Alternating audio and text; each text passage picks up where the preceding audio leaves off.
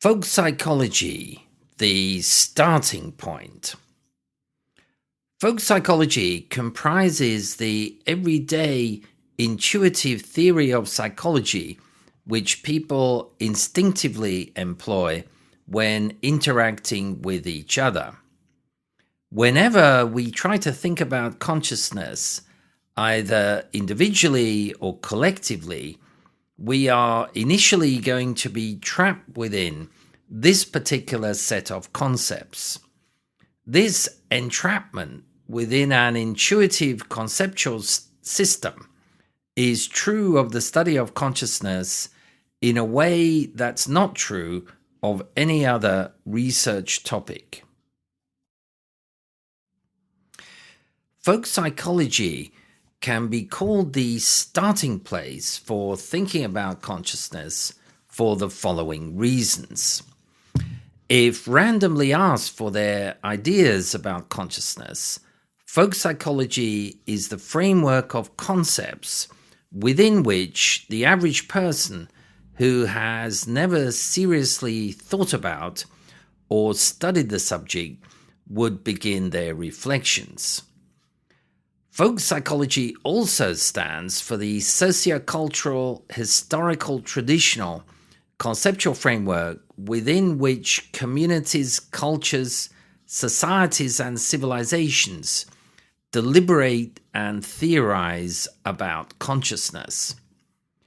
In addition, many of the concepts of folk psychology have an evolutionary, hardwired quality.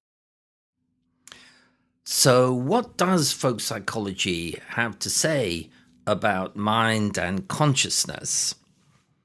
Firstly, perhaps, is the notion that the individual's consciousness has full and complete access to that individual's own mind.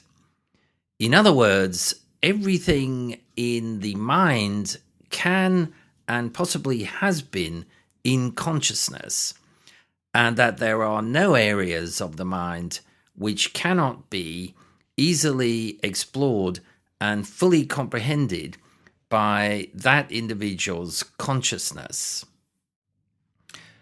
Another way of putting this is to say that each individual's consciousness is certain of its own mind.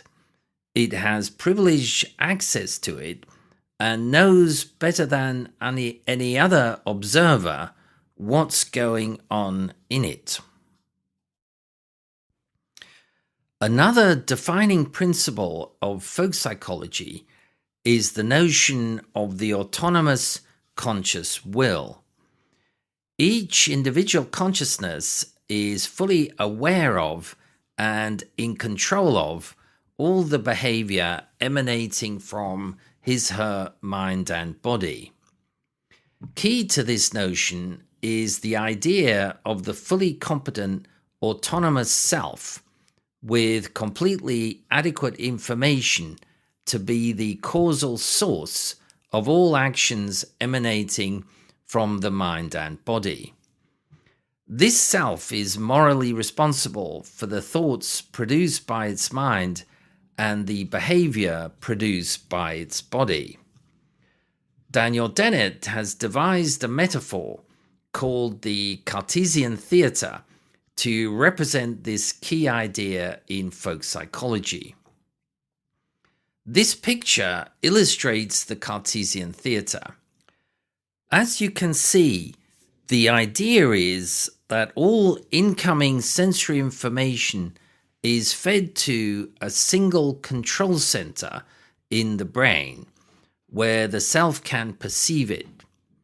Having thus become informed as to what's going on in the environment, the self then issues commands to the body as to what to do. Whether or not the Cartesian Theatre is an accurate model, it's certainly true that people generally tend to believe and feel that this is the way in which their bodies and minds interact.